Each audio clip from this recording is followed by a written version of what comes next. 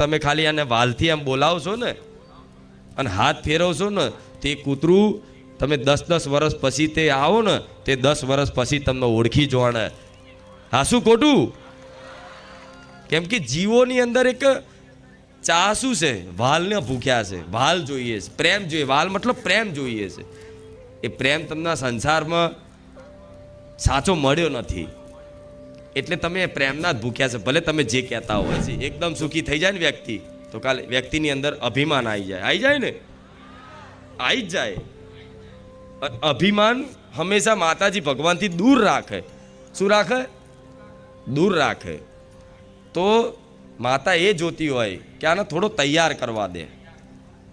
ભલે મારી પર વિશ્વાસ છે, શ્રદ્ધા છે, મને ખૂબ માનસ, મને ખૂબ ચાહસ, મારું નામ લેતા એની આંખો પલળી જાય. હું જોતી હોય મને તમે ખૂબ ચાહો છો, પણ છતાંય તે હું શું જોતી હોય, હું કેમ તમારા કામ ના કરતી હોય? તમને ખબર છે કે માતાજી હાંભળે છે, છતાંય કામ નહીં કરતી. તો એટલે ના કરતી હું તમને તૈયાર કરું છું.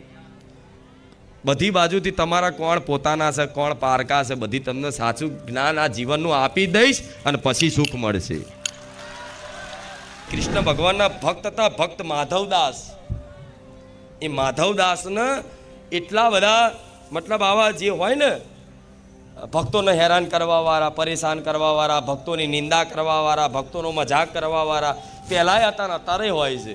સતાવાવાળા મતલબ દુષ્ટ વિચારધારાવાળા કે ગમે તે અપરાધના કારણે માધવદાસને શું કર્યું? જાહેર ચોકમાં વચ્ચે બોલાવી અને ઉઘાડા કરીને ચાબુકથી મારવામાં આવ્યા. શું? ચાબુકથી મારવામાં આવ્યા. અને એવા ચાબુક મારે કે મારવાવાળાને દયા આવી જઈ. મારવાવાળાને દયા આવી જાય કે હવે બસ. પણ એક ચાબુક મારે ને તે ચાબુકથી શું થાય? હોર પડી જાય, મતલબ આખો બૈડો ફાટી જાય. એટલી પીડા થાય કે અસહનીય પીડા થઈ જાય, વ્યક્તિ મરી જાય એટલા બધા ચાબુક ખાઈ. છતાંય તે એ ચાબુક એક પડે ને એને તો એને ચાબુકનો દર્દ નહોતો થતો. એમને છે ને આપે રૂપે ચંદન જેવી ઠંડક આવતી હતી અંદર. હવે એક ચાબુક પડક, હા હા, જાણે હિમાલયમાં બેઠો છું, જાણે હું સ્વર્ગમાં આનંદિત છું, એવો આનંદ ફીલ થાય. એક ચાબુક પડક, હા હા હા હા. એક આનંદ પડક, એક ચાબુક પડક, હા હા હા હા હા. હજુ મારો. સામેથી કે મારો, મને મારો.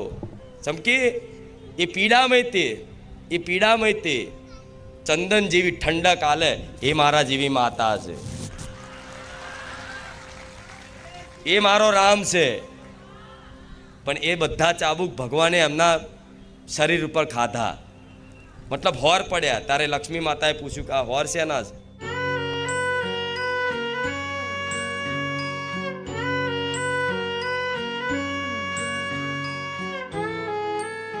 કે બારે ધામ ગાદી પરથી મતલબ શું સેવા થાય છે, શું લાભ મળે છે લોકોને, એવું મારે કહેવાની જરૂર નહીં. તમે બધા અનુભવ કર્યો છે શું લાભ મળે છે જીવનમાં. જો લાભ ના મળતો હોત ને તો આ સમયગાળો એવો છે કોઈને 5 મિનિટ ટાઈમ નહીં. તો કંઈક નો કંઈક લાભ છે અહીંયા, કંઈક નો કંઈક સુખ છુપાયેલું છે, કંઈક નો કંઈક આનંદ મળે છે તમને અહીંયા આવવાથી. એટલે દર રવિવાર આપે રૂપે ખેંચાઈ ના આવો છો. ભલે રામ, હું નહીં બોલાવતી, તમે આવો છો. પણ હું કોને બોલાવીશ કે જેને ખરેખરમાં આવવું છે, જેને ખરેખરમાં આવવું છે પણ કંઈક ને કંઈક મજબૂરી છે, તેને હું ઘેર સપનામાં જઈને બોલાવવા આવીશ કે દીકરી હેડ આવતા રવિવાર હું બેઠી છું, કે હેડ દીકરા હું માતા બેઠી છું. તે મને યાદ કરીને જો હું સપનામાં આવી. કેટલા લોકોને આવી? જો બધા બહુ છે. બધા બહુ છે. અનેક વાર ને અનેક વાર ઘેર બેઠા ખાલી મોબાઈલમાં જોવાથી, મનથી ખાલી સ્મરણ કરવાથી, મોબાઈલમાં દર્શન કરવાથી, તમે મનથી પ્રાર્થના કરી હોય ને તો કંઈક કંઈક ભાવિકોનો અનુભવ છે એ જ રાતે સપનામાં આવી. તમને આશ્ચર્ય થયું કે હારું આવું કેવું? આ માતાજીનો તો વિડીયો જોયો તો મેં સવારમાં તો આ પ્રાર્થના કરી છે ને માતાજી મને સપનામાં આવીને આશીર્વાદ આલે છે. આવી કેવી માતા હશે એ આવા કાળા કળિયુગમાં? જે સતયુગના પરચા હોય ને એવા આવા હળાહળ કળિયુગમાં ખુખાર મેલડીના સાનિધ્યમ જોવા મળે છે. એ બધા દરેક ભક્તોનો અનુભવ છે, મારે કહેવાની જરૂર નથી. કેટલા પરચા, અનંત પરચા છે. એ અનંત પરચા જોઈને જ આ બધા આકર્ષિત થઈને આપે રૂપે ખેંચાઈ આવો છો. અહીંયા તમે આવો છો તો મને ખૂબ આનંદ થાય છે. પણ કંઈક ને કંઈક તમારી જીવનમાં કંઈક ને કંઈક ખોટ હશે, કંઈક ને કંઈક વાતે તમે દુઃખી હશો, ત્યારે જ બધા ભેગા થાવ છો ને. સુખમાં તો કોણ માતા ને કોણ ભગવાન. માતા ભગવાનને ગારો બોલે માણસો એવા છે જગતમાં. આ તો કંઈક નું કંઈક જીવનમાં દુઃખ છે ને, અને દુઃખ એવું છે કે તમારથી દૂર થાય એમ નથી. બળ કરીને થાકી ગયા, બુદ્ધિ વાપરીને થાકી ગયા, છતાંય કોઈ ફેરફાર નહીં થતો ને જીવનમાં. એટલે માતાજીને ભગવાન હોંભર્યા છે કે હવે કંઈક હોંભર તો સારું છે. કોઈ માતા ભગવાન અમારું. હા, શું ખોટું? હા, તો કેટલાને એવો વિશ્વાસ છે કहीं માતા દરેક ભક્તોનું સાંભળે છે? બધાય. राम। मार्केट खुलने से पहले हर ऑप्शन ट्रेडर सोचता है कि आज मार्केट कैसे खुलेगा, कौन से इंडेक्स फोकस में। राम। हाँ, कि અહીંયા વારેજા ધામમાં દરેક ભક્તોનું સોલંકી પેઢીની બહુચર મેલડી એ દરેક ભક્તિની વાત સાંભળે છે. એવો વિશ્વાસ થયો ને? વિશ્વાસ થયો તો સામે એવો વિશ્વાસ મેં કરાયો છે. કંઈક ને કંઈક નાનો મોટો પરચો આપીને કંઈક ને કંઈક નાનો મોટો અનુભવ કરાવી અને તમને તમારો વિશ્વાસ જીત્યો મેં. વિશ્વાસ કંઈ મેં કોઈ જાદુ બતાવીને, કોઈ હાથમાંથી કંકુ કાઢીને, કોઈ ચમત્કાર પ્રદર્શિત કરીને મેં તમારો વિશ્વાસ નહીં જીત્યો. ક્યારે જોયું મારા ધામમાં જાહેર મંચ ઉપરથી મેં કોઈ ચમત્કાર કર્યો હોય કે આમ કરીને કંકુ કાઢ્યું, આમ પૈસા ઉડાડ્યા અને કંઈક નારિયેળ હરગાયું, લીંબુ ઉડાડ્યું, બધું બહુ હોય છે. કોઈ વાર જોયું તમે? નહીં જોયું, ક્યારેય જોવાય નહીં મળે. કેમ કે મારે કોઈ ચમત્કાર કરવાની જરૂરત જ નથી. કેમ? પ્રમાણ એના હાલવાનું હોય. પ્રમાણ કોને આપવાનું પડે? સામેથી કોને આપવું પડે? જે વ્યક્તિ જાતે જ ખોટો હોય, અસત્યના વસ્તુને સત્ય સાબિત થવા માટે કંઈક પ્રમાણ પૂરવું પડે કે જો હું સાચી માતા છું, મારા હાથમાંથી કંકુ નીકળે છે. જેને પોતાના મતલબ બીજાને દર્શાવી અને વિશ્વાસ જીતવો હોય ને એ બધા ખેલ કરે. ખુખાર મેલડી ક્યારેય ના કરે. સાસુ ખોટું? હા, ખુખાર મેલડી ધારે તો કાઢી એક જ. રામ, એ તો મારા ભક્તોનો વિશ્વાસ છે પૂરેપૂરો કે મારી તારી વાત ના થાય, તું ધારું એ કરી શકું. પણ મારે કોઈ આવી રીતે ચમત્કારનું પ્રદર્શન કરી અને કોઈ ભક્તોને ખાલી મતલબ મારે તમારા જોડથી કંઈ સ્વાર્થ નહીં. એટલા માટે હું કોઈ આવું પ્રદર્શિત કરીને તમને અહીં બોલાવવાનું નહીં કરતી. કેમ કે મારે હું માતા સત્ય છું, હું સતવારી છું. એ મારે કોઈ દુનિયાના પ્રમાણ આલવાની જરૂર નથી.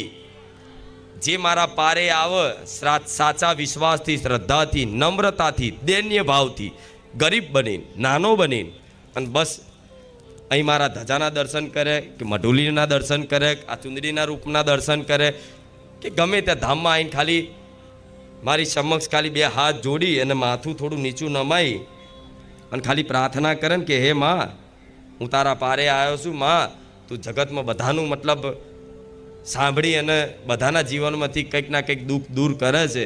તો માં એક નાની એવી અરજી મારી છે, માં તું ધારા તો બધું થઈ શકે છે, પણ એક નાની એવી અરજી મૂકું છું માં, મારી આ અરજી પૂરી કરી આલજે. બસ આટલી ખાલી નમ્રતાથી, દૈન્યતાથી, ગરીબ બનીને, નાના બનીને આમ લાઈનમાં ઊભા રહીને દર્શન કરીને ખાલી આમ દોકું મસ્તક નમાવો ને, લાખોની ભીડ હોય પણ હું મેલડી, ખુખાર મેલડી એની પર પહેલી નજર મારું.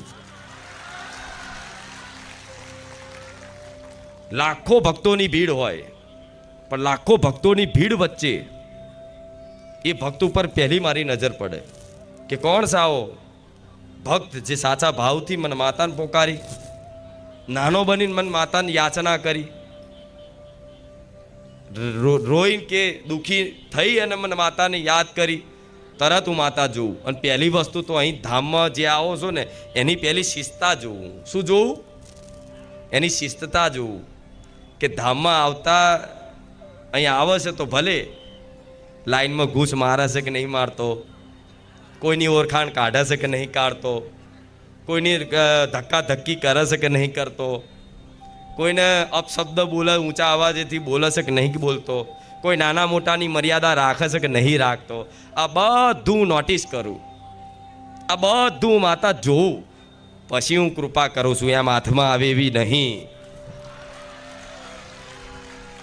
સાસુ ખોટું? પછી અહીં આવીને લાઈનમાં ઊભા રહી, નાગા જાઉં, અહીંથી આવ્યો છું અહીંથી આવ્યો છું, ધક્કા ધક્કી કરી અને ઘૂસ મારે તો કોઈ ના જુઓ. સેવકોને તમે ઉલ્લુ બનાવી જાઓ, માતાને થોડી બનાવી જાઓ.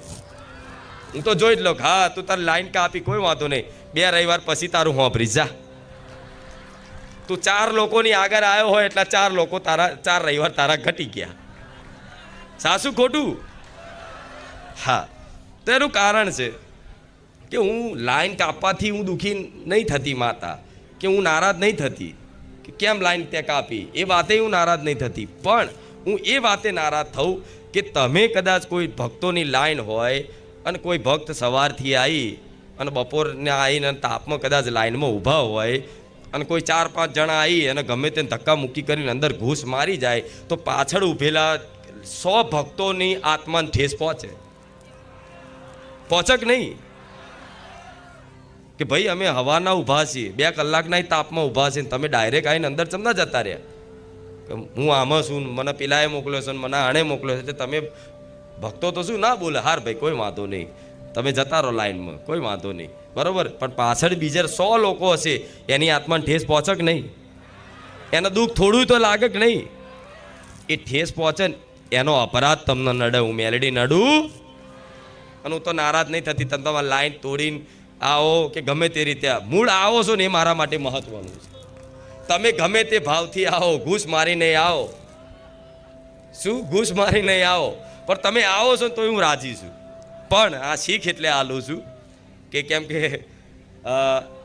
સવારથી લઈને સાંજ સુધી 4-5 લાઈનો થાય છે. એક ચાવાળાની લાઈન અલગ હશે, એક દર્શનવાળાની લાઈન, એક રામ નામ બુક લેવાવાળાની લાઈન, બરાબર, એક રસોડાની પ્રસાદીની લાઈન, બીજી આ બાજુ ચાનો સ્ટોલ હોય એની લાઈન, પાછું ઉનાળો ચાલુ થયો એટલે છાશ આઈસ્ક્રીમ બધું મળવાનું એની બીજી લાઈન. અહીં મારે જ્યાં ધામમાં જે નવા આવતા હશે ને પહેલાં તો એ તો એવું કહેશે કે ભાઈ લાઈનમાં ઊભા થઈ જાઓ, તો લાઈનમાં ઊભા રહી જાય. અડધે પહોંચ્યા પછી એને ખબર પડે કે આ તો ચાની લાઈન છે, દર્શનની પેલી બાજુ છે. 4 જણને પૂછે કે ભાઈ આ લાઈન ચો જાય છે, તો જોવું પડે ખારું, આ તો આમ હાપની જેમ છે પેલી બાજુ, જોવું પડશે. થાય છે કે નહીં આવું? પણ એમાં મારો દોષ નહીં હો, હું શું કરું કહો? હું જેટલી વ્યવસ્થા થાય એટલી તો કરી આલું છું ને. પણ આવું થાય છે.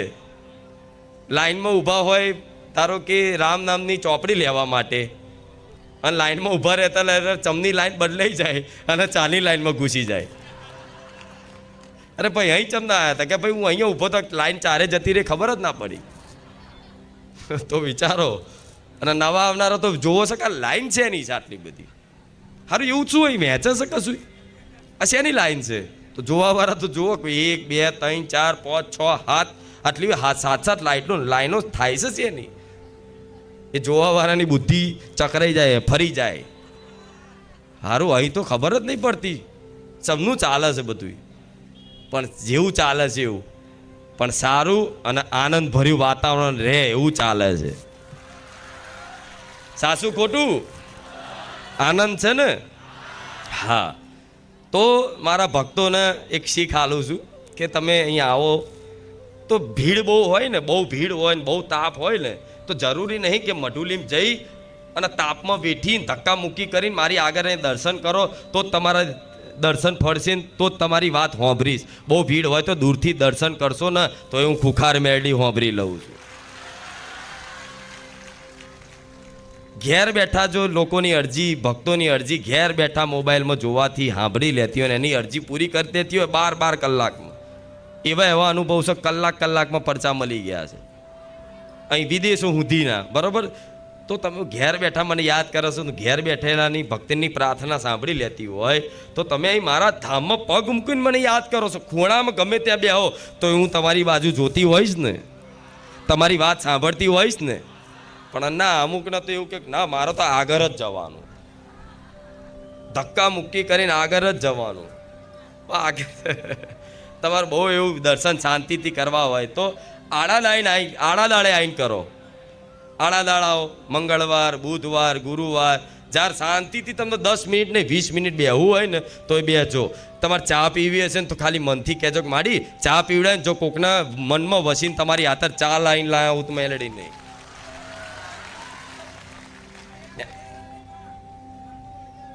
મનમાં વસાઈને ઘડિયાળ આલી ભલે રામ, પણ આવો મારો પ્રેમ છે તમારા દરેક પ્રત્યે. તમે જેટલું મન ચાહો છો ને એટલું હું માતાએ તમને સામે ચાહું છું, એટલે કહું છું. કેમ કે ઉનાળો આવ્યો, તાપ આવશે, તમે તપશો તો મને માતાને તાપ લાગશે. તમને ગરમી લાગવાની તો મને માતા નહીં લાગે?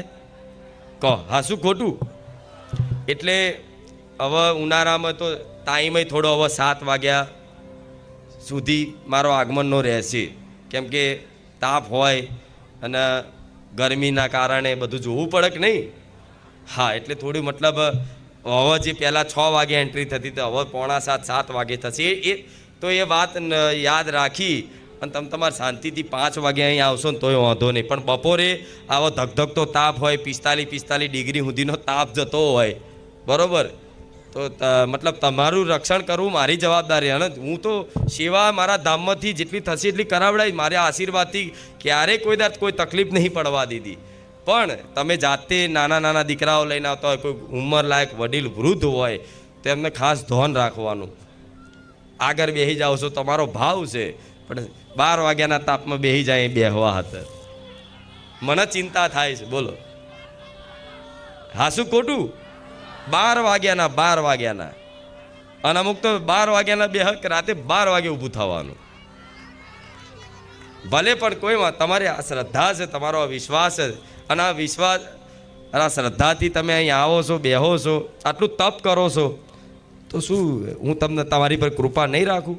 વિશેષ કૃપા રાખીશ, વિશેષ. પણ આવા સૂચનાઓ બધા સેવકો આલે એની જગ્યાએ હું તમને આપી દઉં કે આ બધી બાબતોનું ધ્યાન રાખજો.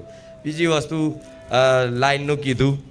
ત્રીજી વસ્તુ ફરી એક વખત કહું છું, ધામમાં જાઓ તો ધામની પવિત્રતા, શોભા, ગરિમા જાળવવાની જવાબદારી કોની?